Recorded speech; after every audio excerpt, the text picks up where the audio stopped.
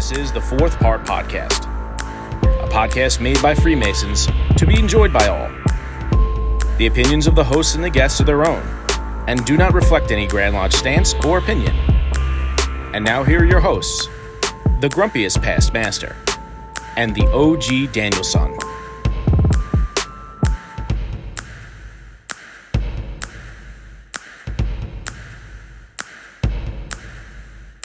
Welcome, everybody, to the Fourth Part Podcast. I am your host, the grumpiest past master, and I have my co-hosts, the OG Danielson. And returning, we have brother Frank John Sforza. That's me.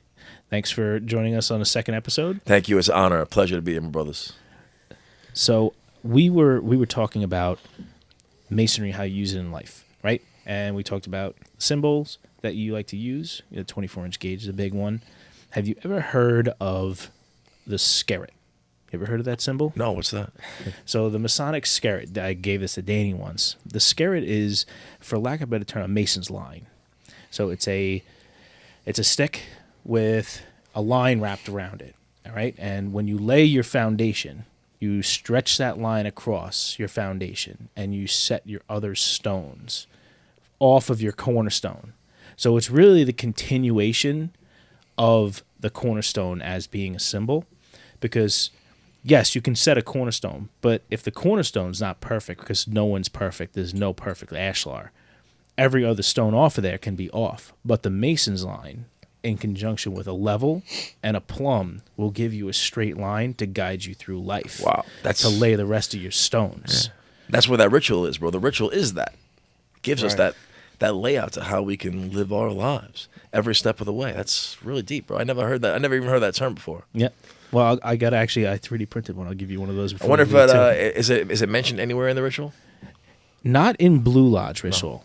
No. Not in Blue Lodge. Like I said, I'm only just joining the York Rite, and I just started the Scottish Rite, so I haven't had that deep dive yet. So you heard about that in Royal Lodge? I haven't joined Royal Lodge yet. So where did you get that name, though? Where'd that come from? That's just my Masonic research on the symbols. Okay, yeah, cool. I have a lot of, because I've never heard that word before. I don't know what's wrong with me. I've read a lot of books. So I have a lot of books that are from the early 1800s that I read. Cool. And I found it in one of those. Nice. And just my knowledge of construction and everything else too, I was like, what was a mason's line called back then? Because if it exists now, it exists then, because it doesn't get any really more primitive. Even like a Lewis jewel, right? It's the same thing. It's it doesn't get any more primitive than basically a stick that holds a line, and masons set their stones by it, because that's your guiding line. So I was like, it's got to be in here somewhere. So I could go with legacy as well. These old monitors here, I found it in one of those. Oh, cool. Is that Mackey's? Yeah, I have some very old monitors. No, Richardson's. Oh, okay. And there's actually, believe it or not, I found a book on at an estate sale. It's called the Masonic Harp. Oh. It's all of the music for every degree in all of Masonry. And it's from the mid 1800s. Well, that's got to be a great piece. Yeah, I'll show you that before you leave. It's pretty cool. This is a perfect example, right? So you were looking at my little wall of stuff here, and this is just a small. Yeah, this is a small collection. Right. As far as some Masons, they get crazy. They can fill a warehouse. I'm crazy. I could start a museum. Yeah. Is there something that you own that you're like, that's like my thing? I have such incredible things. I have this incredible grotto mug that's definitely 100 years old. Really? Yeah. I wish I would have brought some stuff with me. Send me that picture. I got to see that. I have endless past master aprons, people who have gone away. Not just past master, right works fools, and et cetera, et cetera. Jewels. I have so many things. I can't really think of anything off the top of my head that's one incredible thing. There's no one thing? Okay. Yeah. So... What's my prized possession? I don't really know. Yeah, outside of your kids and stuff. What's your first Masonic piece that maybe you had before you joined, or is there something that sticks out that way? I never had anything before Masonry. Yo, let me tell you, bro. Let me tell you real quick. Blue Lodge Masonry did not attract me. I was like, oh, okay, I'm gonna be a Mason, but I'm not gonna stick around. I'm not gonna be an officer. It was just after I joined the Scottish Rite. Okay, and then once I became a Scottish Rite Mason, I was like, oh man, I'm hooked. And then I was I got to stay in the line, got to become master, got to keep doing all these things. And then I just I join one body after another. I just kept going, and I do as much as I can. For me, I think it's this. I think I've told Danny this before. It's this statue. Brother gave me this statue. This is a this is actually a Masonic statue. It's 2 Civil War soldiers. It's about it was a general that was a Mason that was shot at Gettysburg. Yep. And there was a brother who was an officer on the Union side and rendered him assistance. And it's actually in the cemetery in Gettysburg. Yep, it's a Scottish Rite degree. Yep, and this was he actually bought this in the early '90s when they were fundraising to build that statue. And Charlie Mendel. Pewter? This one is the pewter one. Yeah, it weighs a ton, man. It's unbelievable how heavy it is. And this brother's still around. He's a past master while Charlie Mendel. Oh, I thought you meant the guy like he survived. No, he I'm just died. kidding. Yeah, he died. But this brother made sure that all of his personal belongings made it back to his wife and everything. That's And what I this do, is bro. the brother versus brother, never divided monument. But it was special because this brother, 95 years old, and he didn't have to give me something like this. It's something out of his house. But That's one of the greatest things too. When whether it's a position in line, the fact that the older brothers who you respect tremendously and they say, "We trust you with the craft. Here you go." That's to me one of the most biggest compliments you could receive. To just have somebody who you trust their judgment and they're saying, "Here you go. It's your turn." mm-hmm. Going back to the cable tow, I wanted to ask you something about that. Do you feel like the cable tow is used as an excuse sometimes? Yes, 100% of the time. I'd love to. I said 100% of the time. But I If would you love want to do something, you're going to do it. Yeah, Right. I would love to give you. Absolutely. I would love to give your lodge. I'd have to take a hiatus from our lodge one night, have somebody cover my duties. So I'd love to give your lodge my rendition of a cable tow lecture. Cool. To sum it up, one of the parts that I tell people is what is the most useful type of rope, right? What in modern times, what do we use rope for? What is the most dangerous thing that we use rope for? Suicide. That you could think of. Wow. Wow. It's the most dangerous. That was deep. I would say It's true, though. maybe mountain climbing. Oh, mountain right? climbing, Or lifting something heavy. Paracord, Where it's right. it's something that's very intrinsically very dangerous that we fully rely on a rope to do, right? But what's the strongest type of rope? Do you know what the strongest type of rope is? I ask people, and most people are like, I don't know. It's made out of polyester. It's made out of whatever. It's. I got a Stuff myriad of Spider-Man answers. uses. It's the strongest type of rope is the type of rope that actually can stretch. Because if a rope is rigid, it snaps. So to say that when people use the cable tow as an excuse is, my rope is only this long, and I couldn't possibly fit it in. That's not versatile. Right. Then that means that your rope is easily broken. But the tie between the brothers that the cable tow is supposed to represent, it's got to be flexible. Otherwise, the tie that brings us together is going to snap. Right. So you may have to stretch yourself a little bit. Because if you stretch too much, it will break too. But to say that you can't have any flexibility whatsoever, I get it. Going to lodge is hard. It's hard to get home. In New York, we're very strict with wearing suits. And People don't see that. People know. don't see that about New York. It's very hard to be a New York Mason. Yeah. People don't understand that. True. Very true.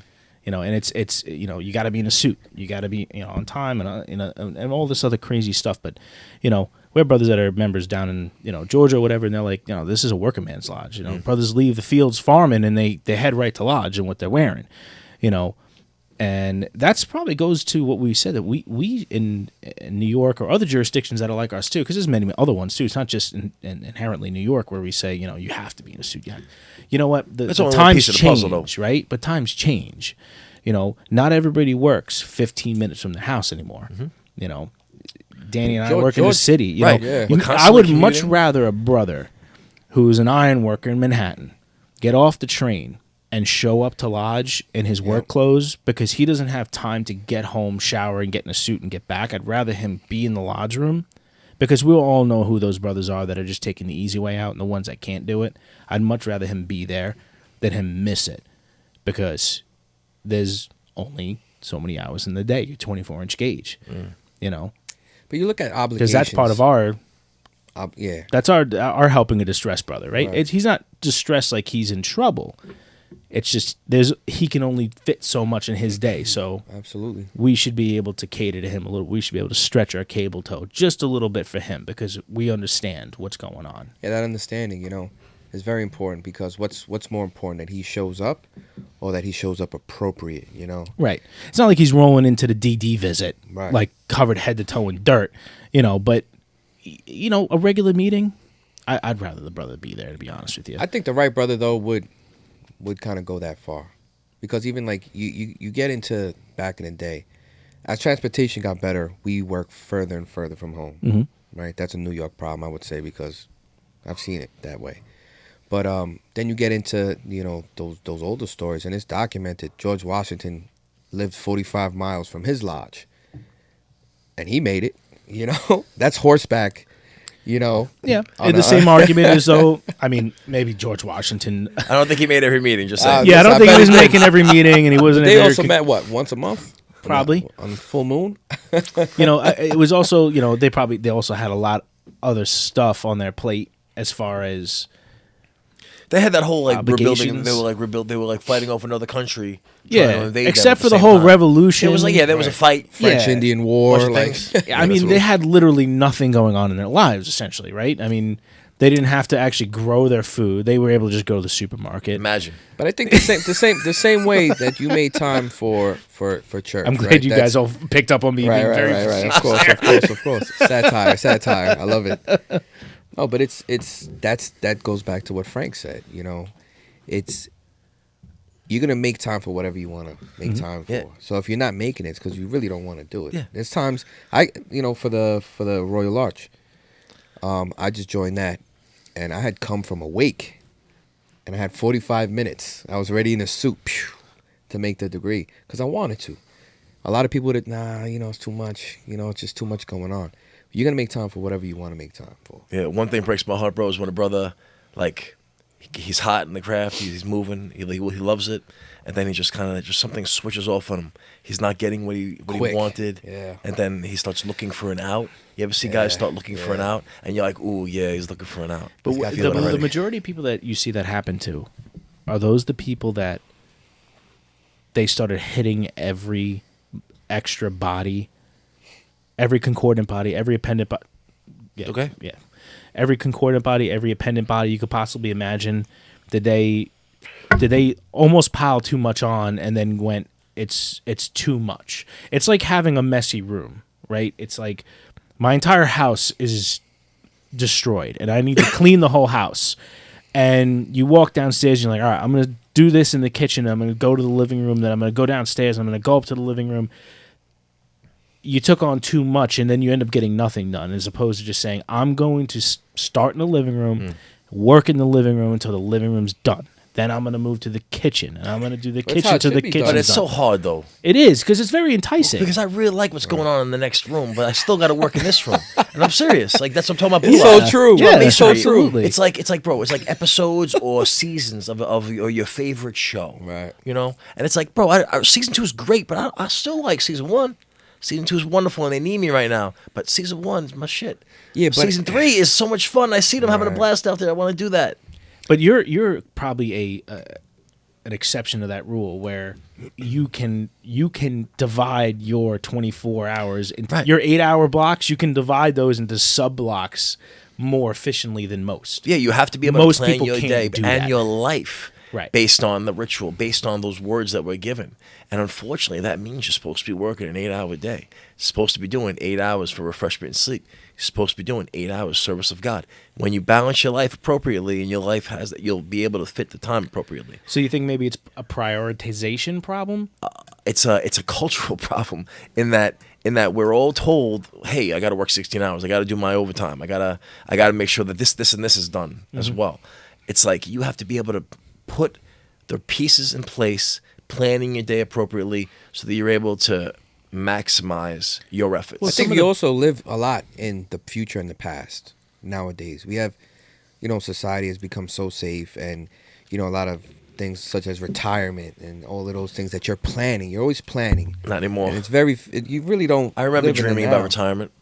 Yeah. Those were the days. But regardless, you still have a plan where. Irregardless is not a word. The plan is that I'm going to pass So away. I said regardless. Oh, they said irregardless. It's my Latin accent. The plan is that I'm going to have a wonderful Masonic funeral.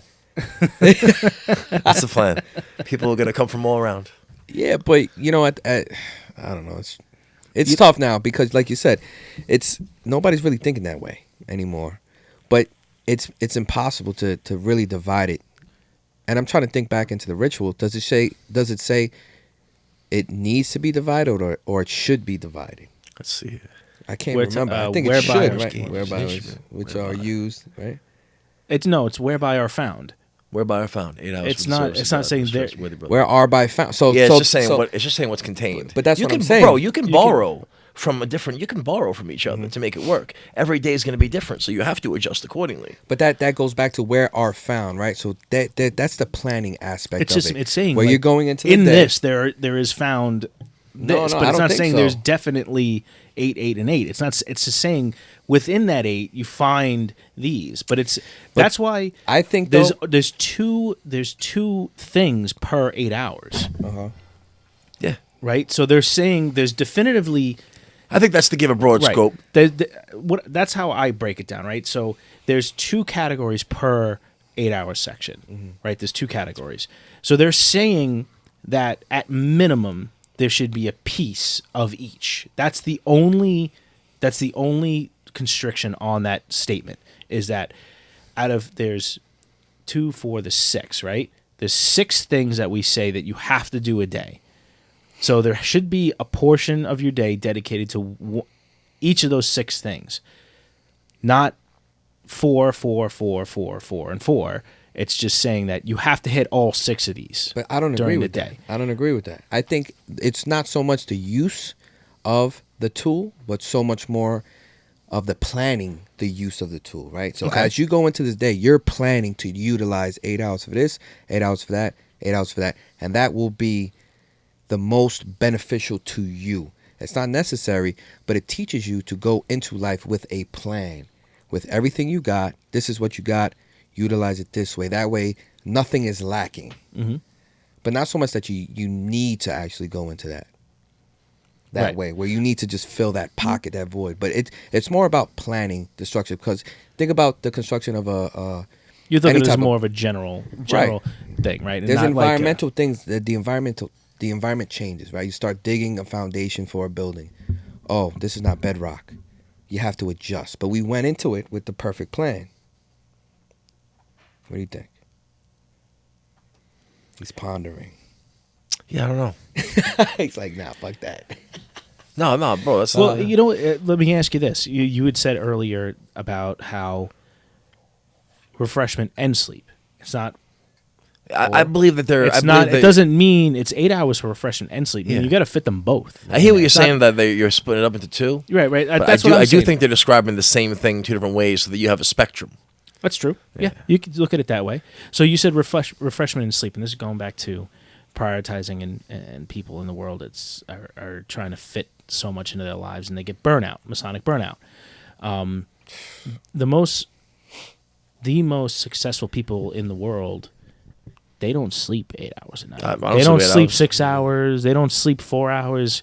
You know, say who you want. You know, Bill Gates, I'm sure Elon Musk, Donald Trump, whoever you want to pull out of you that's a quote-unquote successful person in the world, they're sleeping 4 hours. They're sleeping, 6 maybe. If that's their sleeping is 6 hours. Yeah, you're absolutely right. Because they know there's only so much time in that day to fit what they have to do. Those people who are willing to wake up early and stay up late, bro, those are the people who are going to be able to get the work done. Yeah. It's very, very true. I sleep 5 hours a day. I wake up 2:45 in the morning every day, 7 days a week. But, I'm home at 10 a.m. I'm home at, on Sundays I'm home at 5:30 in the morning. On Saturdays I'm home at like 10 a.m., 9 a.m., What if they would have utilized a 24-inch gauge on a lifelong scale, right? Like first, second, third degree, right? Adolescence, adulthood, elderly. Yeah, man. Mm-hmm. So what would be the age groups that you would utilize? Let's say a life of 8 hours of refreshment, right? Right. Well, there's other symbols too for that that's like what I love giving lectures about is the stuff that we don't really talk about, or if you read in deep books you'll come across them. You know, the hourglass and the memento mori, which is used in other degrees and everything. You know, like disremembering that there's death, but the hourglass is exactly what you're saying, is that the sands of time don't ever stop. They're always flowing and you can't stop them, and they are finite at some point. You know, so yeah, you can utilize multiple tools all in conjunction with each other. That's another thing too that I feel like people forget, is that you can use 3 or 4 tools that maybe seem similar, but they're utilized differently day to day. But yes, they are under that umbrella of the same meaning, you know. And that's beautiful. That's why Masonry is so interesting to me, because there's so much there that if you want to find it, it doesn't really take that much effort. If you just constantly asking why. Why would they create this? Why would they put this in there? Why did they write it down in a book 150 years ago? There's a reason why. Because it was a purpose. Because they found a need. And our ancient operative Masons use those symbols to remind them of a lesson, because they didn't write. They did everything through symbols. That's my little... No, it's true. My little spiel. But, you know, it's like, just like the, you know, the Bill of Rights, and you get into Masonry, how it's just progressed. And it's kept the same principal tenets, but it's a living document, right? It's a beautiful thing, and it's like, it's genius, and it's something that doesn't occur anywhere else in any type of literature. I'll get into why I think Masonry hasn't changed. I'm going to ask John, Frank, I'm sorry. Why do you think Masonry hasn't changed since time immemorial? This is a good conversation. Tough question. If you had to, like, and think of it really broad scale, because my answer is a very broad scale. All right. The simple answer is the ritual. The ritual being passed down. Why hasn't the ritual changed, though? The ritual hasn't changed because we have to perpetuate the tradition that we've been given from time immemorial to the next generation. It's our responsibility. That's why we memorize ritual. That's why we have to put it on as best as we possibly can. That's why we got to stop making videos, Scottish Rite. That's why we have to, like, stop. Let me go a step further then. Stop reading degrees. So people who aren't Masons, a master of a lodge. Edit out that part where I said stop making videos, bro. I don't want the Scottish Rite to get mad at me. No, listen, that's not a controversial. Listen, they filled the void the best way they could at the time. Yeah, it's true. I understand. I know why they did it. I get it. It's necessary, though. Yeah. So let me go a little step further. I like to pretend like I'm not a Scottish Rite insider, but I am. I like to tell them, oh, the inner circle doesn't want me. But then I'm like, yo, the truth is I'm freaking the most wise master. At some point, you're in the inner circle. I love it. I love that talk. So let's go up a step further. Go ahead. Why hasn't the ritual changed? Because it has changed. It has. I mean, slightly. It has changed. The ritual's changed quite a bit, but it's just like. But not from like the general. We're talking about Blue Lodge? Go ahead. No, we're going to talk about all of them. Because like the degrees they've all changed. They've all changed. Let's say Blue Lodge. Why hasn't Blue Lodge fundamentally changed from the original? What we're trying to teach has never changed. Okay. That's what I'm getting at. All so right, keep going. That has never changed. That is exactly what it is. So we've established that. I'm not saying changing a word here. The degrees, yeah, well, that's what I'm talking about. The degrees have 100% changed over the years. Like there was hundreds and hundreds of degrees. They were constantly being made up, and it was like this guy would travel around and be like, I'm selling the new Knights of St. Lindenhurst degree. It's $100. Sign up here. Yep. Oh, are you a Master Mason? Yeah, you qualify. Come on in. Yep. And all these degrees got taken over by certain bodies, and some of them got put together, and they got spread apart. The Scottish Rite's got 33 of them. There's there's the Royal Arch, there's all these different ones. And then there's degrees that are only given on by certain invite bodies. The rest of them that got left their side, they're in the Grand College of Rites and the Allied Masonic degrees. That's all theirs. So then, for the people that aren't Masons, I'll add this little layer in. The Worshipful Master, he is the be-all, end-all of the lodge. President what he of the lodge. says goes. CEO. In the Grand Lodge, you have the Grandmaster. What he says goes, no matter what. What he says, it happens. As long as it's not unmasonic, it happens. Which is the ruling body for the state. Yeah. what's to stop a grandmaster in a state or a jurisdiction anywhere in the world saying, you know what, we're going to teach Masons that I get the on the answer. first degree, a bunch of unicorns attack this guy, and that's it. Well, the degree has changed, first of all, because have you heard of the Noahide degrees?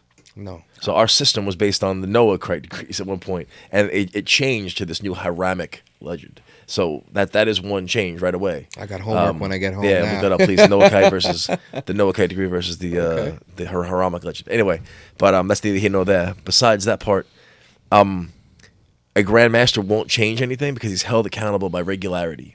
So like New Jersey, if I start changing, if I'm grandmaster and I start changing the degrees, besides all the past grandmasters, the grand lecturer, all the people that are looking over my shoulder, getting on me, I'm never gonna live that down.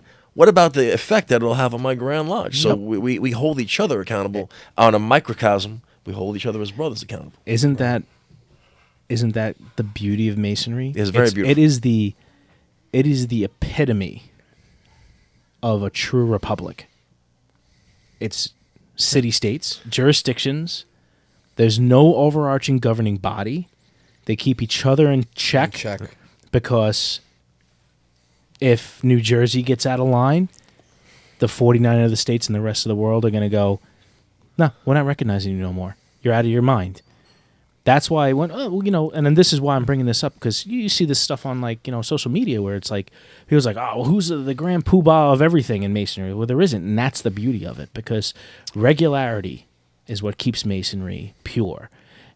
And unfortunately in our country right now, when you have somebody that's the be-all, say-all of everything, which is, I feel like the executive branch has gotten on both sides, have gotten way out of their wheelhouse.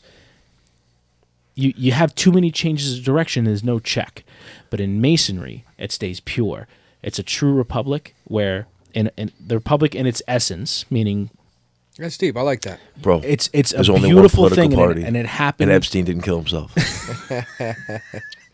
You sure? Yeah, I said it. But that is like, just like democracy. It's the one place. It's the first place that democracy and a republic existed together in the same house. Right? You had a democratic republic type of system, like in its essence, not in its actual day-to-day working, but in its essence, between the Grand Lodge of England and all the Grand Lodges of the world, and then the democracy of brothers having their vote, a single brother getting a single vote in a lodge, all the way down to that, and then the lodge sending a representative to their Grand Lodge to vote for the lodge, but one vote per lodge. That was a novel idea that started with us, and that's a beautiful thing. That Wish they would have stuck with that, right? Yeah. It's like the problem is Freemasonry is perfect, right? The system is perfect. Men are not, and when we come to this country, it's the same exact thing. Men are not perfect, and it'll spiral out of control like it is now. I think though that comes from not wanting to take responsibility for certain things, right? Going back to, if you see some wrongdoings, it's your duty to correct them if it's within your power too. A lot of time we turn a blind eye, or we just don't want to do the job, right? And I think that's where we get into the trouble with the videos, or brothers doing ritual where they're reading from the book, because we're scared to challenge ourselves and fail. And I think also that comes when you have a solid lodge, and it's like, no, brother, you got it. When me and Matt were coming up, there was a point. Matt used to kill ritual, right? First, second, third degree, the book that we had, he used to kill it. So we're having school. I don't know if you remember this. We're doing class, and he's going off, and he's reading, because we just learned how to read the book at that point. And I just took the book away from him, and he's just reading off the top. Remember that? Yeah. And the guy who was teaching the class was like, don't do that. No, don't do that. I'm like, no, he got it. And I took it. And he took off running ever since then. And I think that comes from a place of, all right, if you see greatness in another brother, you have to do everything possible to continue to push that brother forward. So you guys are in the same class? Yeah. That's awesome. Yeah. That's awesome, bro. My class is like non-existent. Terrible. So, all right. So then, let me kind of pivot to this then real quick, and I'm just going to bring up social media like stuff, Yeah. because this is the kind of questions that we get on our TikTok and stuff. Everyone says that Masonry you have your oaths, your blood oaths, and I'm like, it's not an oath. Yeah. It's not an oath. Yeah. It's okay. an obligation. Sure. Because what does an obligation rely on? An obligation relies on something. Your word. Exactly. Yeah. It relies on your word as a man. Mm-hmm. An oath is just you're giving your body no matter what. You have no choice. But an obligation is you're saying, me as a man, I am going to do this, and it has no binding effect other than my word as a man that I'm going to do it. An oath means I have no choice. I'm going to swear to this, and I'll have no choice, even if my convictions change. Your oath as a man, your convictions can change, and you can end up leaving Masonry. But you should know to yourself that you're leaving a little bit of yourself behind if you break that obligation. Okay, because it's man to man. It's not man to God, right? It's not man to a deity. It's a man-to-man obligation. I'm obligating myself to another man, saying, I'm promising to you, I'm going to show up, and I'm going to pick you up from the airport. Right. Right? I'm telling you, as a friend, as a man, I'm going to be there. Yeah, we hold each other accountable. Right? An oath would be, I have a blood oath to this person. Mm-hmm. Guess what? My kids are getting off the bus, and no one's going to be here, and I don't care, because if I don't, I'm going to burn in the fires There's no of hell. flexibility in that. There's no lie, flexibility. right? Like a cable tow would be. Yeah. Because an obligation also means that it's a two-way street. Within your better judgment. Right. And there's a two-way street in an obligation. If I'm obligating a piece of me to you, that means on the other end, there's an obligation back from who I'm giving an obligation to. Like if I say to my friend, all right, I'm going to pick you up I'm going to help you move. I'm going to help you move in your house. My friend may say to him, hey, you help me move? I buy the beer. I buy the pizza. Nice. Right? Same thing in Masonry. Masonry goes, if you obligate yourself to us, we will provide something back to you. Fellowship, fun, esoteric knowledge, a family-oriented place where you can bring your kids, have a good time. And Masonry needs to provide that. Otherwise, we're breaking our obligation back to our brothers as well. Because if we don't provide them with everything that we're supposed to provide to them, they can break their obligation because it was a contract back and forth. Because we're teaching them something and we have to provide them with something. But if we don't provide them with it, we're already breaking it before they did. Do you think that's where we kind of set ourselves up for failure, though? In what way? Because it's almost like it's like a loaded promise, right? So if I see something in you and I say, okay, we're going to vouch for you, right? To be one, acts one. Okay, yes. We voted on you. You're going to become a dues pay member of this lodge. At some point, we might not be able to fill that obligation. But if you're coming into the situation, you should also come into the situation where you're like, hey, I'm not really expecting. I'm here because I'm bringing something to it, right? Because Masonry is very, very, very unique. Like a lot of times when people join church, they're like, I need help. Or you join something, I need help. Mm-hmm. Where Masonry is like, you kind of find Masonry at the right point of your life. You come to give in a way as well. Right. And it's like, when I came, I didn't want anything besides just give me a road to run on. Okay, but isn't Masonry from the very first moment a back and forth negotiation? And I'll explain it this way. Elaborate. You asked to become a Mason. Right. Then Masonry found a brother to then, let's say you didn't know anybody, found somebody to then answer that ask and vouch for you. Well, then you filled out a petition, the ask back, and Masonry balloted and gave you the answer back. Then you took the obligation. Skip the investigation. The investigation, yes. Then we should provide back the knowledge of the first degree and provide that first step. Interesting dialogue. You know what I mean? It should be a dialogue back and forth. Yeah, that's good. It's interesting. You know what I'm dialogue. saying? It's not a I asked for this, you should give me, and I should just receive. It's a back and forth. I think though it's a perfect world. Because you've said before that the brother should earn each degree. Right. Like in degrees, brothers have to give proficiency. And we've had this conversation before about what is a proficient brother. There's being able to read that ritual book. I'm more on the mindset of I want you to be able to understand what that ritual is telling you. Being able to just sit there and regurgitate word for word. I would much rather have a brother that can explain every single part of that obligation, explain the working tools to me, but maybe can't get every verbatim word out of it I agree. in the beginning. Yeah. But then what is Mason then giving back to them? And then they should give and we should give. And as he gets older, he's going to have more and more definition of what whatever he's learning, whatever he's learning is meaning. Like I just seconds ago with you talking about the dialogue, I thought of a deeper meaning and why we do questions and answers, why we do whys and wherefores. Mm-hmm. It's a dialogue. I want to hear it. It's like, there it is. No, that's it. But I think as far as our obligation to brothers, I feel Mason, like a lodge, really just provides the ideal environment, right? Going back to my gym analogy. When you join a gym, we're saying, all right, we have all the equipment for you to get strong. Right? But it's your duty to jump in there and actually do the work. You got to do the work. So we're going to create a perfect environment for you. That's our only obligation.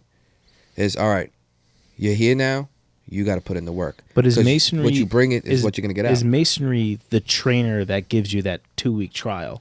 The Blue I think Lodge. the individual brother is, but not so much the lodge or the operating Is the lodge, line. though, that personal trainer that's like, oh, you join the gym, you're going to get a personal trainer for 2 weeks and teach you how to use the weights. I don't think the No, the lodge doesn't do that. Yeah. The ritual But should do that, but right. it doesn't do that. What I say by the lodge, You need the lodge that guidance and the counselor ritual. that we learned in the North Star program. You need that guidance counselor. You need Right. that guy who's going to stick with you from the beginning and kind of like put you on the right path. Whoever vouched for you. Sit next to you, and that's a great point. But that half the time, bro, the guy who vouched for me didn't even know what he was doing. He only became an officer when I became master. He said, "Oh, I want to be an officer for you." Wow. And he came back to lodge, and now he still goes to lodge. This guy, he's like the lodge marshal now, you know. But this guy never came to lodge. I didn't see him for the first 6 years. Right. But that's kind of that dialogue is what I'm kind of getting at. Is like, it's a give and take. Certainly. And because, people are creatures of habit. Humans And are creatures comfort. of habit. And So comfort. you have to. What is the adage? You have to do something 10,000. Tiger Woods, I think, said it. Was it Tiger Woods? You had to do something 10,000 times to perfect it, or something like that. There was some famous athlete or somebody said you had to do something a certain amount of times. Yeah. It was 10,000 times. I know what you're talking to about. perfect it. I don't know who did it. I just know about it for sure. Right. It's definitely a principle. Jordan, maybe. That might have been a Jordan thing. Isn't it? Sounds like a Jordan. Sounds like a goat thing to say. Isn't it Masonry's obligation then to say it's our job to teach them this repetition, which I'm glad New York finally started allowing lodges to open on the first and the second degree. Yeah, Because well- when we went through, and I wasn't sure when you went through, Yeah. lodges, we went through our degree work, unless you had a random night they would lower the lodge, you didn't sit in a meeting through Yeah, your degree work. true. It was very, very rare that you got to sit. Guys got so lucky. Which we have conflicting ideas about that, Yeah, it depends. He says it's good for great reasons, because It's after all you about the told way me, you manage it, bro. right? Though after you told me, I'm like, okay, I get it. But for me, I like having to go through the grit, and then like now when you're finally in lodge, it's like, okay, I've earned this. You're kind of You're down there with other brothers Right. who are just coming in with yourself. You have an opportunity now to have a great conversation with them, to meet them. They usually leave somebody with a little more experience down with you. You guys can talk and shoot the shit and kind of you can learn right from there, right. And it's still, you're still having fun. You still have an opportunity to get downstairs. Absolutely. So, I want to give Matt an opportunity to kind of touch on it. What's the positive of a brother being allowed into lodge and sitting in a business meeting prior to completing their third degree? I think for me it's you're getting to teach them the basics of the lodge and how the lodge works. if they don't have a chance to see how a lodge operates and see how we do things, when they come in, they're going to be behind the eight ball with how do we adopt a budget? What's going on in the lodge? You know, it's going to take them much, much longer to then get up to speed on learning how we do things. They're not going to get, obviously, any lectures that are appropriate for the degree, but it builds that muscle memory. Like, just like your, you know, with the martial arts, it builds that muscle memory of coming to lodge, going to the meeting, opening the meeting, sitting through, and it adds that repetition. Even the ritual is muscle memory, believe it or not. Yeah, Yeah, you're it's right. it's that muscle memory that you you're get right. to build, and when you, On the physical. On the spiritual end, it's completely different. right, and if you don't give them that, then I feel like once they get to the third degree, and they haven't been sitting in anything, and then they go, oh shit, we have meetings twice a month, you know, and I have to sit through a meeting after having dinner. It becomes overwhelming. That's an interesting take. So It's it's a for good me- argument for why you should Yeah, be in the it's- business. And just so you guys know, and I'm sure you do know, but I'll mention it. This is not the first time we're doing this. Like years and years ago, we opened on any degree. It was only a relatively recent innovation that they said, "Oh, well, you're only allowed to open on the third degree." That was because of the Morgan affair. Like they wanted there was people like faking masonry. Saying they were Masons, they were trying to get inside. They wanted to get on the. They wanted to. Sounds like we had get on some the inside lazy rope. Tylers. I think. Yeah, it that's sounds what like. it was. So they would, well, bro, like this guy Morgan, he wasn't a Mason. He like faked his way into a Royal Arch chapter and like learned everything from there. So it's real simple. It's that easy to like fake your way through. You know. I think it also, you know, plays a part on how trusting brothers are of other brothers. You know, when you see a brother and you meet a brother in public, a lot of times we don't even ask for a dues card or any type of Masonic credentials. You're just like, oh, yo, brother. We and it's forget all our love. original name. What's your name? What's your Yeah. new name? Right. You know, brothers forget that. Yeah. That's big. You're given a name right in the first degree, Yeah. and It teaches it's better you. to err on the side of that name than it is to, you know. No one has ever asked me that. Like when I'm hanging out, or like when I meet a Mason, no one ever asked me that. It's not a bad idea. You should start asking that. What's It's your name? true. Yeah. Hey, what's your name? What's your new And they'll be name? like, oh, I'm Frank. No, that's wrong. No, I'm Frank for real. You, I mean, you you're might not have having to, you might have to ask them twice to kind of be like, No. What's your new name? Yeah, Yeah. yeah, Oh. exactly. Oh, Yeah. yeah. For it to click, because I like, like you know, if you that. just ask, you know, especially if it's a new thing and they've never heard it before. And what does it teach you? Right. You know. Yeah. No, that's big. But I mean, not everybody's having Masonic intercourse in the middle of the, you know, Fifth Ave. But at the same You'd time, be surprised, man. Happens, seen- yeah, I've happens. seen- I went to Asian Jade Society I thought it was dinner. just the Asian dates. You were there? My buddy Charlie was there. Oh, that's all. You hang out with Charlie Shoy? I might have met him. Oh, that's my boy, bro. I met a bunch of brothers when I Yeah. went through there. Oh my god, that is a hell of a party. Let me Yo, tell I you gotta something. hook you up with him. Charlie's He's a good man. Next Charlie's time, a good man. next time I have it, we could get a lot of tickets. The brother. You're not a Royal Arch Mason? I will be not this week. Next Okay. Wednesday, not Wednesday after that. Because Melchizedek is Oyster Bay. It's like Theodore Roosevelt's lodge. That's on Monday. And Charlie Shoy is the...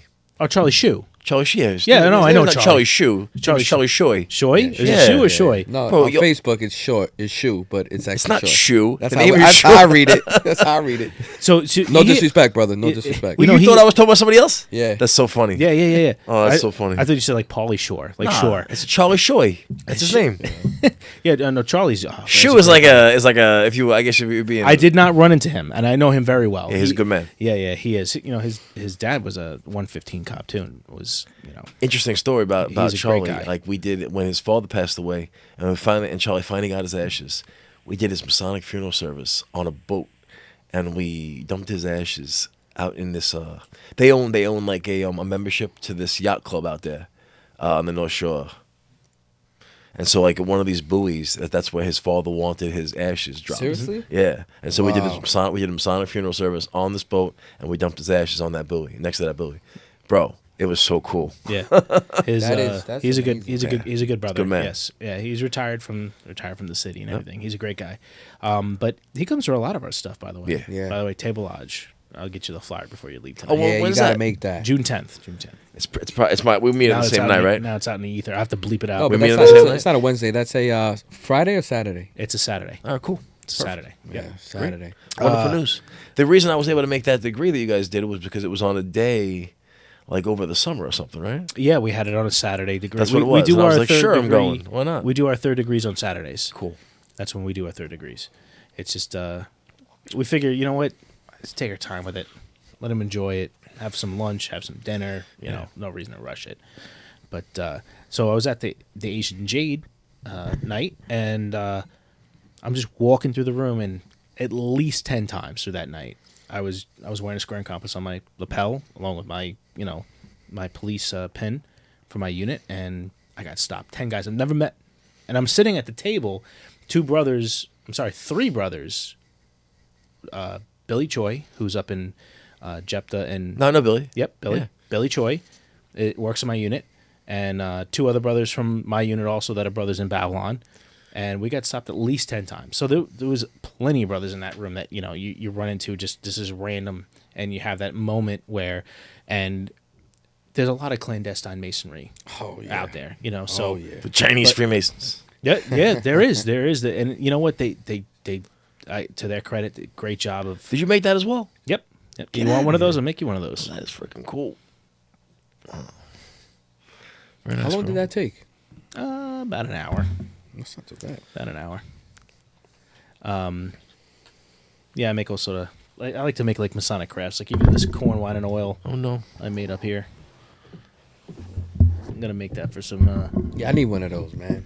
Yeah, I'm gonna start making those. You good? Making those for the degree of second degree and stuff like that. But yeah, no, it was interesting to see brothers from different Bronx, Manhattan, uptown, downtown, you name it. It's they the different ways that we kind of Commingle. greet each other. Yeah, man. You get the different greetings, from hey H or whatever, or like it's just like all these different ways Like that when they brothers, cover your ring. yeah, they cover your ring. like You that. shining, brother. You shining. Yeah, whatever it is. Like I've had brothers like, oh my god, my eyes. The Yeah, light yeah. is like I there's all sorts I of was at different my ways. kids' football practice, and like past grandmaster of Prince Hall Masonry was like standing there, and I walked up to him, and I just gave him a quick handshake, said, "Hey, I don't know you, but I'm sorry, you don't know me, but I know you." I shook his hand, so see you later. Yeah, man, it's cool to see, and that's a question I I get. hope he knew what I was talking about. Now that in retrospect, Do you find that brothers, new brothers, don't know? I get that question a lot. How do I interact? they don't know if they don't know. We got to tell them. Right. Yeah. Well, and I say to them like there are ways that I interact initially with If somebody. we don't It might tell be 'em, different bro- from Danny, and maybe different from you, and maybe different from another. If we don't brother. tell them, YouTube's gonna tell them. They're gonna start looking up Illuminati and Yeah, like all that craziness. You start doing this Danny's thing. yeah. Well, That's a thing, though. That's a thing, though. That's, It is- That's in the 14th. I don't do that. I That's don't the do sign of that. adoration. It's the Rock. Nah. Yeah, It's the Rock. Danny's just doing because of Jay-Z. I don't do that. Jay Z got that from us. I've seen plenty of pictures of you where you're standing there like this. Oh no, I sit know. like that. Yeah, I sit like that. But it's not. That's a mudra.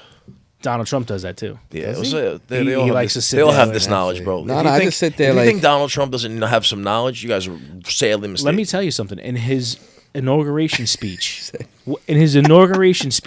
Yeah. what Bible verse did he I don't read? recall. Was it Psalms? What was it? No, it wasn't. How good and how plenty it is for brothers to Psalms. live together in harmony. Psalms He read that, 119. and I was like, I sat there and I watched, and I go,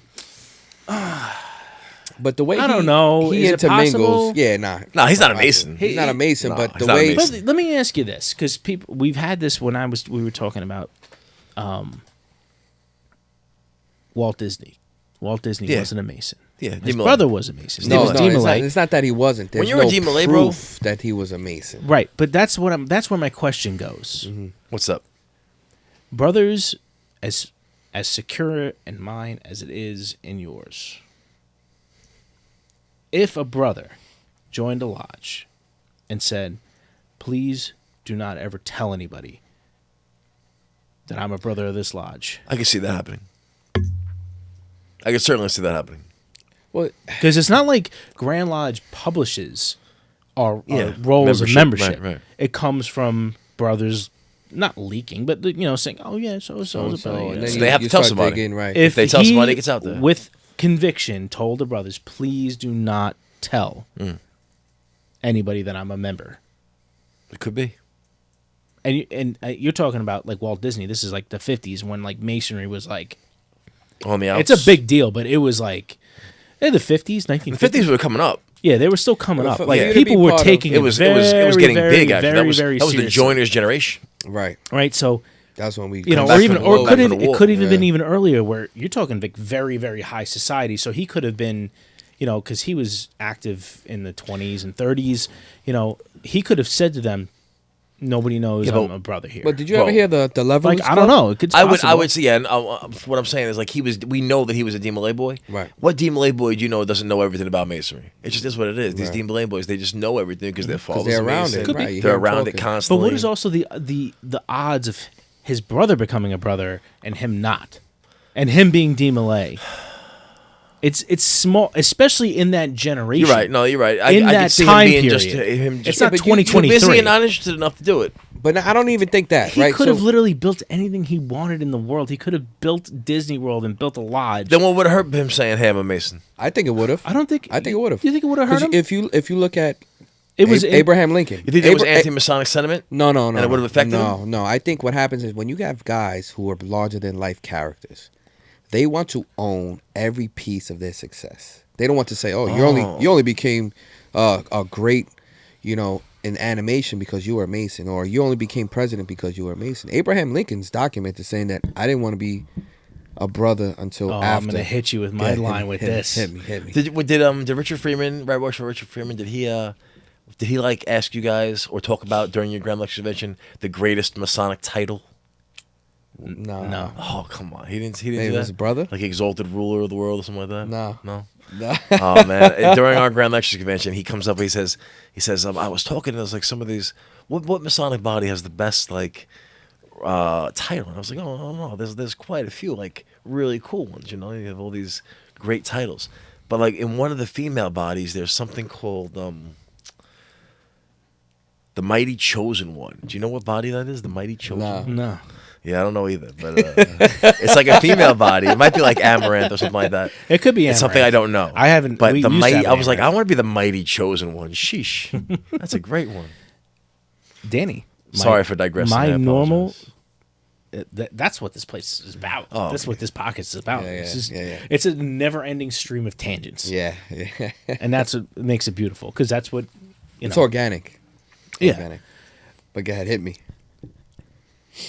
Did Masonry make the man, or did Masonry attract the man that man was before he was a Mason? Ooh, Yeah, I would go with the latter. That one. Yeah, Right. man. So did George Washington become George Washington because he became a Mason, or did George Washington become attracted to Masonry because he was the man that George Washington No, was, and Benjamin Franklin and everybody absolutely. else? Absolutely. I say that no man that is a successful person became a success because of Freemason. If anything, You don't think it has a little bit to do with it has a way, and a lot of times too, it's like a shortcut, right? Sometimes with shortcuts you get to where you're going, but you're unprepared.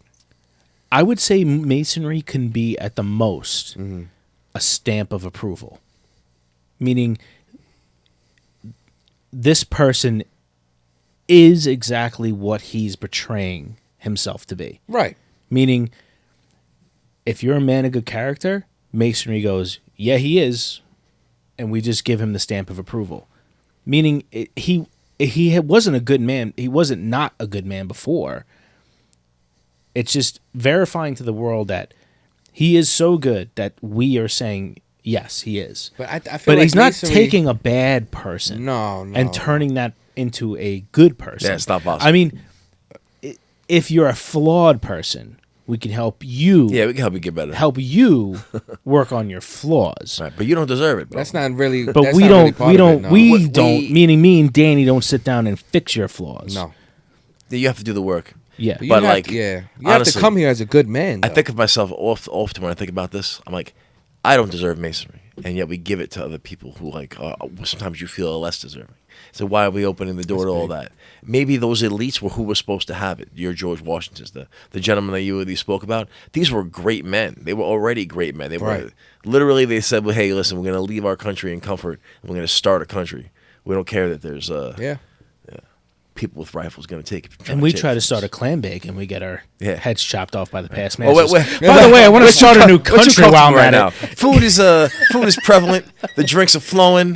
There's ladies. It's a life. You know, we very easily we go to our lodge, we relax, we kick back with the brothers, smoke a cigar outside. It's a good life we're living here. It's not like it was. Let me ask you gentlemen something, because touching back to Walt Disney and guys like Abraham Lincoln who were in those ties of fraternity, right? Going back to the Levelers Club, which was a prominent club in the city. Yeah, where you read that book? Yeah, I mean, I you read had that book, bro. guys like Babe Ruth were common guys who visited this place. They're around brothers. Now, going forward, let's fast forward, because it's something that we talk about in Lodge all the time. We're always talking about what Masonry has done as opposed to what it's doing. We're doing a lot, bro. No, but as far as there's stamps. Yeah, we're still in doing history. like nowadays. We're still doing a shit ton. Tell me. Bro, right away, the Grand Lodge in New York is we're raising right now $5 million to put together this dyslexia center for the Scottish Rite in New York City, the first dyslexia center in. Where did you hear about that? No, I'm part of the team. You know what I'm saying? But like, He's in the end. No, but Yeah, that's what I'm saying. I'm in But the circle. how come we don't talk about that? Because a lot of brothers, when they hear stuff, that they're like, "Oh my God, I'm part of this." Yeah. Because let me ask you this: who built Notre Dame? Who was the architect? Quasimodo? Nah. no, I think that's the name of the guy. That's the point, right? That's the point guy. is, That's the name of the little guy. You got to be do bigger you than an know- idea. I mean, right? I get it. You got gotta to be bigger than the idea. Yeah. Like, does the common person, somebody knows who do you know who the architect of the White House is? I do not. It is documented though. It's but I don't documented, but have it's it. I don't not. have that answer. It's not common knowledge. Is the point? Is Okay. Masonry is for Masons. It's not for the world. So you were That's already accurate. amazing. Right? We're supposed You to were be already building amazing for your something. initiation. Is that what you're saying? Right. Yeah, I guess I agree with that. You know, you're supposed to be building You're something. called here. Right. You're supposed to find be your build calling. something for the world. And if your name becomes out there, it becomes out there. So maybe those brothers, or we don't know if they're brothers, those people that frequent those things, maybe they were brothers, maybe they weren't, but we don't know, because they said, you know what? I don't want to detract from what Right. Masonry is, because my name is already a name. And he say, oh, well, he's only a Mason because he is X, Y, and Z. And he felt it would detract from what Masonry does in quiet.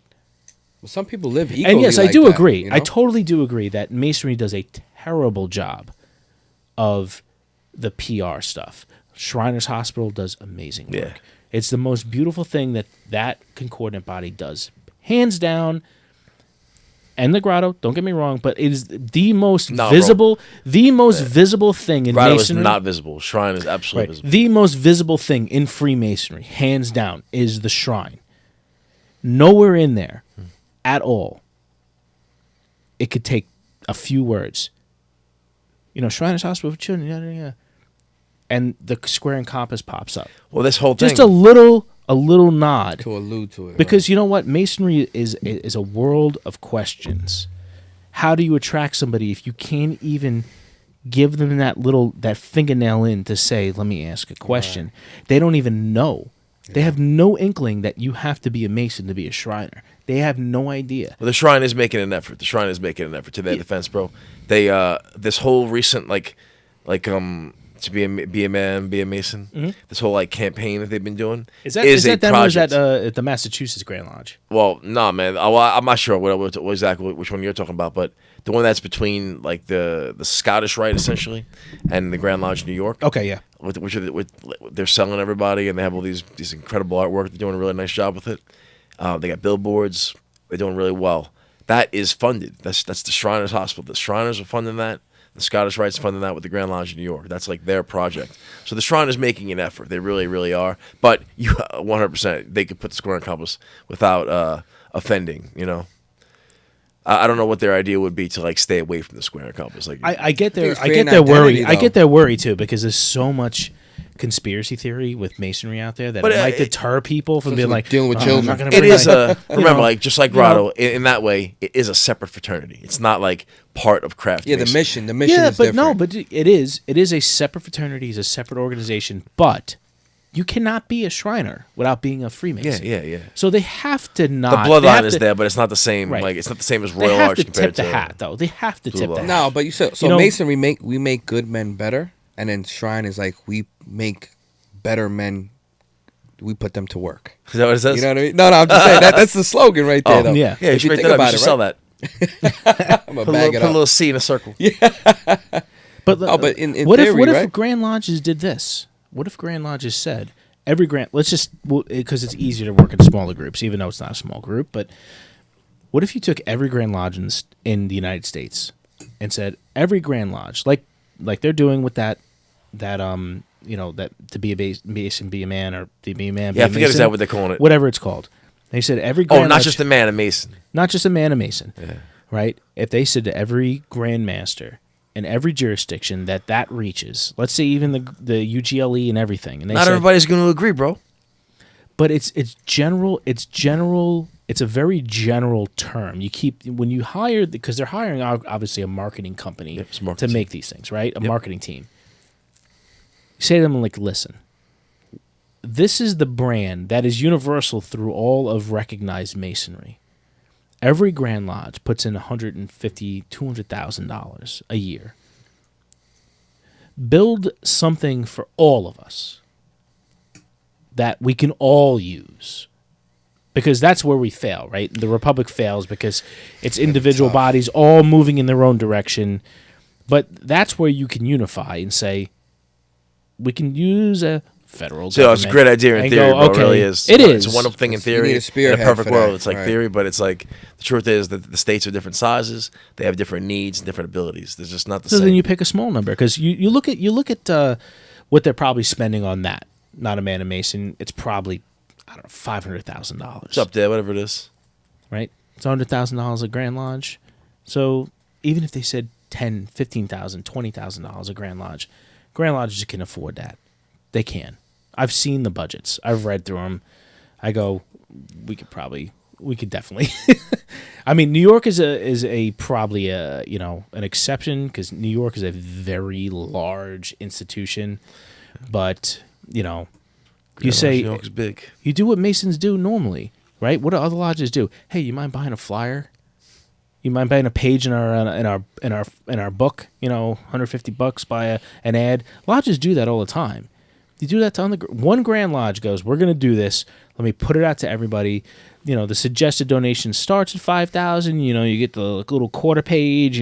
Whatever. It's tough though. 'Cause You know, look how much trouble we had putting a roof on the building. but you got to just do it. It's like ripping a Band-Aid Yeah, off we at some have. point, I think we have that mentality, but it's tough because you get that we've always done it this way mentality, and it's you have like gatekeepers and stuff like that kind of, I don't want to say stop progress, but they play it safe, and to their benefit, maybe that's why the craft has lasted as long as it has, but we've maintained, we've survived, we haven't thrived in a long time. Speaking of thriving, the only Masonic body that is thriving is the Grotto. Grotto is the only Woo! Masonic body that is Gonna growing. add a black fez up to here. That's How what hard we're is gonna it going to be to get this thing started? in Very Suffolk? easy. Very, very easy. Yeah. The starting of a grotto in Babylon or in Suffolk County is going to be incredible. Once you guys realize how great it is, you're going to want to start another one. I could see Suffolk County I'm all the way with in. 3 grottos. do. all the way in. I've already spoken to a lot of brothers. Yeah, They're just so all you guys know, about because Yeah. because of the way Long Island is shaped in comparison to the city, it's the same reason that we needed Lyre Grotto. It's the same reason we need this grotto in Suffolk County, and then a grotto in Eastern a grotto in East Suffolk County, and then eventually even a grotto out east. I'm talking about like the Hamptons area, like that. Yeah, you do. the You do Forks. Western Suffolk, Central Suffolk, Eastern Suffolk. Yeah, like you So can you just guys see are- the way it is. The grotto and what was the name again? Mine is Lyre Grotto. No, prior. Oh, to Azim that. Grotto. Azim, but what's the group? The handsomest group? The handsomest grotto in the realm. Okay, and then Lyre. Lyre Grotto is the tightest grotto in the realm. Wow. So whatever Babylon, whatever you guys decide, you guys could pick something. The sloppiest grotto. Put it in your. You're gonna write bylaws. You're gonna have a committee that's gonna get together. and they're gonna elect kind of like officers, president, vice president, elect secretary, president and stuff treasurer, like that. Okay. right? And those 2 officers will be your first kind of like 2 officers that get elected probably when you have your first elections before your institution. Your institution will be a nice party that you'll put together. You'll grab like some hotel rooms for the Grand Line who will come here, and you'll put together like a nice day of doing stuff. You could maybe do a golf outing or something, whatever you want to do, and you have everybody together. They come down, they do the institution, and you have a grotto.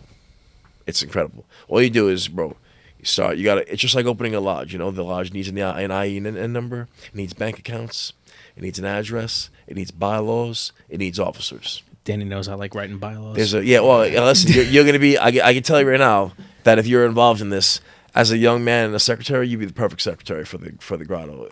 If I was putting together my team, So like me and Matt were talking about it. Right? Yeah. Me and Matt like the best 1-2 punch in the game right now. I feel The best what? 1-2 punch. The best in the 1-2 in the That's game. a jab and a cross for those of you who don't know. Oh. But yeah, I mean we're so excited about this. But so this is something you started prior to as far as poking around in Suffolk, right? Say it again. As far as trying to get something established in Suffolk. Is this This is the first time we're really giving it a shot. Okay. Like we've talked about it, but never actually been about it, and that's Right. part of the problem. Gotcha. Part of the problem. A lot of guys talk and don't be about it, and that's huge, and that's a huge issue. I pride myself in being one of those guys who that's about Action. it, wants to do the work, and a lot of guys they take that the wrong way about me, but they got me all wrong, bro. They got me all wrong. They think I'm cocky. They think I'm all about myself. They think I want to be center of attention. Your work I is don't want to be proven, center of though. attention. You're not doing the work. Right. You talk about you want to go to a grotto. You talk about you want a grotto, but you don't want to start a grotto. I'm going to start the grotto. I'm going to do it. There's things that I wanted to do that I didn't do either because I didn't have the balls. It happens. But you grew from that. Yeah, you grow from these experiences. So that means we're starting the Tall Cedars of Lebanon over here? No. Just like that. That's a hard no. Let me tell you something. This is the only thing I can think of that we haven't had around here. I think it's wonderful that you want to have a Tall Cedars. And I think it's great. I think it's great that there's a Tall Cedars in Staten Island. Okay? They have silly hats. And yes, they have the silliest hat in all of masonry. That is correct. All right? And I'm not going to sit here and hate on them because some of my best friends are these guys. I'm thinking of you, Peter Flehan. But grotto fills the need. Mm-hmm. Let's do this grotto thing. Let's get it going. I don't even have anything against these people. I don't even know. That's like one of the things I have not joined is that. I had a nerve on that one. I like grotto. I'm a grotto man. I don't even know what the Tall I'm Cedars. super excited. I've lightly researched them. I was like, what is the one thing that I haven't ever seen in New York? And it was a Tall tell you Cedars. I something. think there was one Tall Cedars in Manhattan. There's one. No, the only one I know of is Staten Island. There's another one upstate. Okay. There's a couple upstate, and there's Staten Island. So how does this happen? So let's say we're having this meeting. We're gonna have an organizational right? meeting, and hopefully we're gonna have organizational meetings with the top people every 2 weeks. Okay. And so we just pick a day when we can all get together, and this team is this organizational team will have a president, vice president, and then anybody else who wants to come and be a piece. Is that treasurer and something that's secretary. voted on first? Yeah, you guys are gonna vote on it. You guys are gonna say, okay, I nominate I want to be the leader of this group, or we'll say, hey, this is Dan. Dan's gonna be the president of this organization.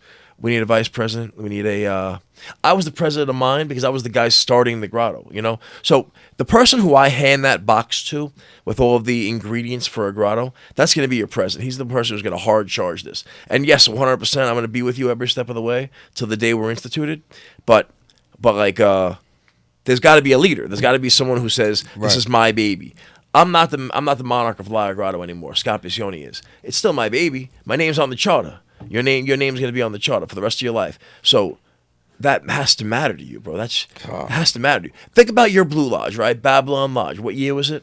What year was it instituted? 1884, 1887. Bro, 1887. imagine being on that squad, that team that brought that lodge together. That's crazy. That's what you're doing in a modern sense. Yeah. Now, I know you might say, oh, grotto's for fun, grotto's this, grotto's that. Nah. It's a Masonic body that is what you make it. So, bro, if that's a an organization that's going to do incredible things and raise money for kids with special needs and pay for their dental work, or I don't know, send some kid to college. Who knows? You're dramatically changing people's lives. You are going to affect people on a dramatic level, and your name will be on that charter. In 100 years, they'll be saying, "Who's Dan M? What's that?" You know, your name's on that charter. They're gonna be like Frank Sforza, and then some old man will be like, "Oh, I hated that guy, cocky bastard, handsome mother, but handsome." You know what's funny? Like it's all about the brothers. Like it's not always about. This is like a perfect you've held a lot of titles. Too many titles. You've held a lot of titles in your Masonic. Pan Am champion 2015. I'm gonna say it. I'm gonna say it. 4-time Grapples Quest world champion. There you go. We're talking about masonry. I'm sorry, bro. Yeah. Sorry, bro. It's my bad. It's my bad. Undefeated amateur boxer. I love it. Oh God! Breaker of chains, mother of dragons. North American Grappling Association Long Island champion 2018. 2 days training. Just saying. Bro, real quick, I digress 1 second, then I'll go back. I just want to show off a little bit. In 2018, I just came off an injury. I would come back to the gym. I come back to the gym. I say, "Hey, how's it going?" I look down at the table, and there's a little flyer. Oh, the North American Grappling Association. They call it NAGA. They're having a tournament on Long Island. I used to like not go to their tournaments because they never had tournaments on Long Island. I'm like, "Oh, it's a tournament on Long Island. Huh? I guess I'll go." 2 days training, I went and I won the whole thing. They didn't have in my division. They moved me to the next belt level, so I was a purple belt, and I won the brown belt tournament in 2018. Nice. These guys were mad at me. They were mad. How dare you? Anyway, how old are you? I turned 41 in May. Okay, so you're a few years older than me. So we were in high school at the same time. Which I was surprised. You're a Lyndhurst guy. Yeah. I grew up. Pound. This is actually the house I grew up in. You grew up here? Yeah, I grew up here. Bro, that's what neighbors. Yep. Crazy. So, and did you ever wrestle? I didn't wrestle. I wrestled when I was in middle school. I played football and I played track. Did you know Jerry Blee? Yeah, I played football with Jerry. Yeah, so Jerry's Blee a cop. and Jerry Blee's a cop in Amityville. He's a cop? He's a sergeant. Yeah? Yeah. Oh, I gotta say hi. Yeah. Jerry's a good guy. Yeah, we wrestled. Once upon a time, like in the county. I think it was in the county tournament. Yep. And That's great. The guy that was my age was Charlie Taylor. I don't know. He was literally my age, but so we're bro. young. You got to tell him that you know me. Oh, I will now. Yeah. Jerry, not the other guy. Jerry. Yeah, no, Jerry. I see Jerry all the time. Jerry was a city cop too. So his mom was my fifth. I don't judge them. I don't judge them. Yeah, Jerry's mom was my fifth grade teacher.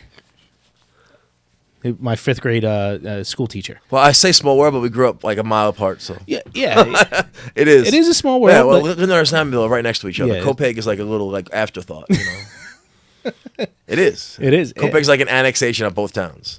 Right. Amityville and Lyndhurst have been at war for 200 years over Copeg being their property. That's why there's no Copeg Lodge. Amityville Lodge and Babylon. Yeah, it's so true. My grandfather was actually a member in Amityville. Yeah, lived bro, in Copeg. I'm gonna wind up in Amityville Lodge at some point because it's so close to my house, and as I get older, I'm not gonna want to go to Rockville Center. At some point, I'm gonna end up in Amityville Lodge. You should just drive another 5 minutes and get to Babylon. I like Babylon too, I really do. And Babylon Lodge is my first like Masonic experience, so that lodge holds a special place. Yeah, we need you over here. It's about brother. 10 minutes down the road. It's not even that far. It's worth it. If you spent, that's the thing. When you spend too much time with me, you won't like me. That's the problem. That's I true. don't think so. It's true. Like right now, we're like, oh, he's so nice. I love Tomorrow, you'd be like, that guy was an listen, asshole. we have a lot of. I love all the brothers in our lodge, but we have a lot of very strong personalities in our lodge, and I think it's essential.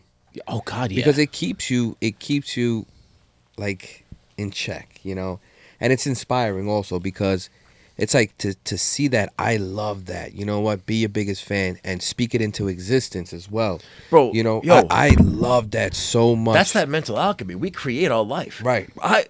Not even. Let me tell you something straight up. Not even how many years ago? I was in debt out my ass, in and out of work.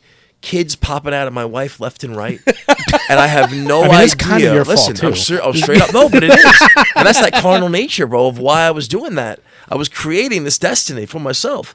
This Happened 100%. And when I became a Mason, I started doing the work, the Masonic work. And Frank, you're always patting yourself on the back. No, I'm telling you, I did the Masonic work. I read the books. I memorized the ritual. I delivered the ritual. I helped out in the lodge. I took Masonry and I put the brand and I said, this is my, like, I'm in this now. This is part of me.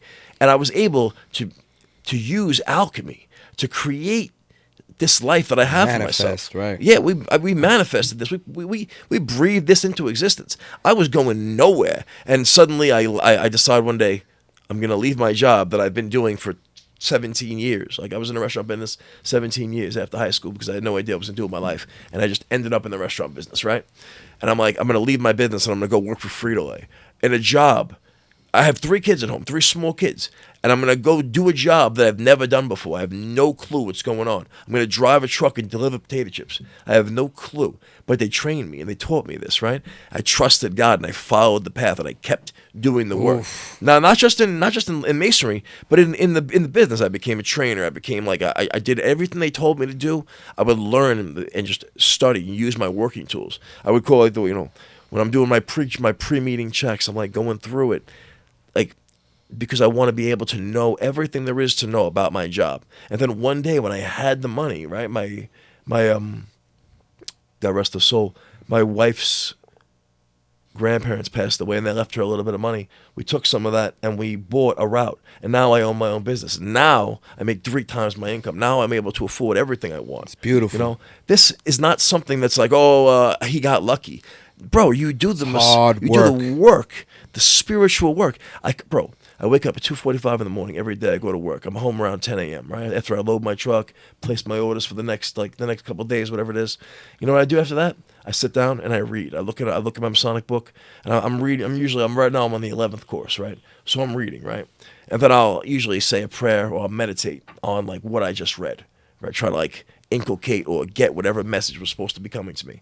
Then I rehearse. After I rehearse, I go to the gym. After I go to the gym, I come home, I take a shower, I meditate a little bit, and then like I have like some Masonic busy work or something I have to be doing. I have emails I have to go out, or phone calls I have to make, or I have Facebook pages that are Masonic that I have to manage. I manage South Shore, Long Beach, Limerick, Massapequa, Long Island chapter of Rose Croix, and Lyra Grotto. So like I'm busy. Well, it's not necessarily busy. It only takes a few minutes, but like. You have to be creative. You have to have engagement. Yeah, but but a few minutes for you though, you're 1,000% invested. So it's not just lazy work that you're throwing out there. I have a little bit of lunch. I spend some time with the kids. It might be time to go to lodge. It might be time to go to bed. That's my day. You have to break it up. You have to make it work. You have to have a plan. You have to be with intention and have that positive affirmation of every single day. Every day I wake up, it's a gift, and I'm thankful to God the opportunity to breathe again, and I'm going to kick this day's ass. Yep. But you know what? On an external tip, a lot of people need the what's the word I'm looking for? Oh my goodness, it's slipping me. But when a lot of people need that outside influence to say, hey, you're doing a good job. Nobody tells me that. When nobody tells you that, and you're your biggest fan and you're speaking it after ritual, they always do. But that's the thing, is when you shine so bright, you're gonna create shadows. Yeah, constantly. And that's you only see the shadow when your back is towards the light. You stay towards that. Grotto is a study of the shadow self. Okay. Grotto is like your ability to like really reassurance is what I was looking for. Yeah. No. It is. Right. It is absolutely. When you're like faced with these turmoils and these things that we do deal with every day in our life, how are you going to react? Right. What part of that exists in you? Where like, are you able to enjoy an alcoholic beverage without getting drunk, without getting sloppy and stupid, without going out and calling for a hooker or going and buying cocaine or something crazy, Right. Or are you able to? Would you get up in front of 1,000 people and just tell a joke, make a toast, like this? That part of you that you're going to challenge, that's how you grow. By keeping that shadow self in the shadow, you're not going to be able to advance yourself. You're surviving, you're not thriving. You're not thriving. But and it goes back to, our conversation prior to Matt hitting record. I mean, just to see the process of you getting ready was so pure. And somebody I look up to, and just to see you grow in your Masonic career. I mean, it's like you were vulnerable in a state. This You is said, the end "Hey." of the Masonic career after this podcast. Nah, I don't think so. But you were vulnerable. Hey, listen, I'm a little nervous, and I'm like, what? What are you're nervous? And then to see you handle it with grace. This has been a great episode, to be a part of. Just to see how you handle yourself. You don't wear it on your sleeve. It's game time. All right. This is who I am. No, I love it. I love it. I'm not apologetic about that. These guys want me to apologize, and I refuse. I'm not that guy. No, But don't because I'm do that. me. that's a big part of Masonry that I feel like it's been lost. Is like guys, they try to put a front up. Yeah. You know, Yeah. Right. I was Yeah, going I'm to the ask you same this way, bro. before. I was going to ask you before. You've done a lot in your short Masonic career, and it's not to be. That's No, not, no, that's you're right. Not to be a. No, you're right. That is not to be a. I've done a lot in a short time. And Right. You're So right. and so have I. Less like, than 10 I mean, years. like for me, it was like I elevated to master very quickly, and then took over the secretary spot, and then pumped the brakes. But there's a lot of brothers that have that energy and have that time and can fit it in and can work the 21st gauge and fit that stuff in and keep going. I had to take a little bit of a pump, and now I'm starting to now I'm doing Scottish Rite, York Rite, I'm doing all that other stuff. And Grotto, yeah. Grotto, hell yeah. Hell yeah. So I guess my question to you is, do you feel like Masonry, like it has an air of title chasers to it? Oh, I hope not, bro, but it does. It does. But It's it's not a unfortunate, bad thing. but It's not 100% a bad thing. it's not in a way if you title chase but you can't then produce.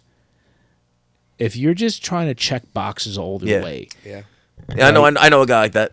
Yeah, and, No, and for there, sure. there are some brothers that are really good at doing that. They're just like, I'm going to do this, and they bang it out. But from my personal perspective was, if I'm going to hold this apron, meaning if it's a past master's apron, if it's a past high priest apron, if it's a past whatever apron, I'm not disappearing. Like, to me, being a past master and sitting in past masters meetings is just as important to me as it was sitting in the East. Wow. Because you're that legacy. Right. You're that institutional foundation. that institutional knowledge Right. that's sitting there and giving. Because brothers say, why don't you write a manual for this? Because brothers have asked me to do that. They're like, why don't you write a manual for the senior deacon, write a manual for the junior deacon, write a manual for the master, write a manual for the secretary. Yeah, well, you do need manuals. That exists. For the secretary. It's in the 24 You it's in do the need. 24 gauge It book. is the secretary and treasurer. Yes, the secretary manual, treasurer's manual. But and the other, even the worshipful master. There's books. The master's guide and all Yep. that. The There's black, a warden's the black course book, of the Grand Lodge the and black book and all that And the stuff. Robert R. Livingston Masonic Library, there's a course for each of those. But on a lodge level, there isn't something. When you have Babylon Lodge, when you have Jephthah Lodge, when you have South Shore Long Beach Lodge, your past masters are your institutional knowledge. This is how this lodge, You hear that, George? right? It's that is Love how, you, bro. That is how your lodge does things. It's the other stuff is how are you supposed to do it in Masonry, but your past masters are. This is how we do it. This is how we hold our events. This Yeah, is how legacy this is how holders. we present Masonry to our community. Yeah. Yeah. And that has been as important, if not more important to me as it's been to be in the East. You get also, that. you're a gatekeeper too, in essence, because yes, we can collect accolades, we could chase aprons, and our Masonic career can be great. But Masonry itself isn't better off with you in it, because the Blue Lodge is the most important house, right? Again, it goes back to the members that you're bringing in, the members that you're cultivating, and is your Blue Lodge thriving because of you? Because again, once you're worshipful master, okay, had a good year, but We have to do more. you maintain that quality of the experience Mm-hmm. as well. But riddle me this. Blue Lodge has to provide more than just we are just the place you must maintain membership to. to be able to be a part of Blue, the rest of Blue this. Lodge has the biggest spectrum. They have a gigantic spectrum. They do it all Right. because they're able to touch on everything because their degrees. Right, but are we providing that? Are No, are we saying it goes lodge to lodge? It goes lodge right, to lodge. it goes 100%. lodge to lodge. Yeah. But what I'm saying, like, we as Masons, and every lodge that may be lacking needs to look at that and go, okay, there are a lot of brothers, and I've met them, they've joined Blue Lodges just because they wanted, their friend was very active in Scottish Riter, very active in the Royal Lodge, or very active in Shrine. And they're only checking the box of Blue Lodge because they want to get somewhere else. And they're not appreciating what we are providing. Yeah, I hope that's not happening, bro. Because I haven't really. It seen does that. happen. Yeah. I've met several brothers that have flat They out say said they me, like guys have said they to you, flat like, out said me, I want like, to be a shriner. I my gotta best join best Blue Lodge. friends in the Shrine. Okay. They've said my best I friends in kinda the understand Shrine. that. I want to do that. But You know they're not going to serve the craft. I get that. yeah, so I get that. I see and your I feel feeling. like that's happened a lot through the years, and that's fine if that's where that's their ultimate goal. But we need to show them that hey, listen, there's a lot going on in the Blue Lodge that you will enjoy, and you by all means go on and join whatever other organization you want to join and have fun, But we have a lot of brothers that have joined. And I'm sure a lot of Masons like that. They join just because they want to spend time in another organization, and Well, this is just the checkbox. Yeah, this you're is right. the line on the petition if to you get join, to the other if stuff. you join Blue Lodge just to join the grotto, you're creating negative karma for yourself. Right. Here's why: grotto is a reward for work well done. Grotto's not something you don't. We're not going to grotto to work. You know what I mean? We might do a little bit of work here and there, charity, some ritual. But like the truth is, you're going to grotto to have a good time, to enjoy yourself, to enjoy the superfluidities. If you take that reward, you take that payment without doing the actual work in the Blue Lodge, and the Scottish Rite, and the York Rite, one way or another, you are creating negative karma for yourself. What time did that? That's a timestamp right there. And guys will say, "Oh, there's nothing esoteric about grotto," and I go like this, bro. Tell that to these guys from 1890. They'll laugh in your face. Oh yeah, come on, bro. But these you know guys what, were Masons. They knew what the hell they were doing. In dealing with some of the newer members, I've had this conversation numerous times where I ask them, "Why did you join?" And then they say whatever the reason is, and then I ask them, "Okay, have you experienced that thus far?" And they say no. And I'm like, "Okay, well, it's up to you because obviously you're a fan of the craft." Yeah, but I want this deeper explained, and I say, "Okay, well, you're in a place of knowledge right now. Do the research and create. You have to be the brother that you needed as an entered apprentice." I like that. You know what I mean? And that's as pure as it gets. Be the brother that you needed. Create the experience that you wanted because it's here. It is what you make it. That's outstanding. Beautiful. Wow, that's a great place to end it, brothers. It is getting late for myself. I'm getting tired. Frank, thank you guys. Yeah, It's been a real Thank you pleasure, all for man. joining us. I hope I said everything I wanted to say you about did a great grotto. job, bro. I hope Welcome. Your first, natural. Your first time. Yeah. May your cornerstone be level, square, and true, and may your journey through Freemasonry always be aged in the barrel of life. Thank you, brothers. Good night.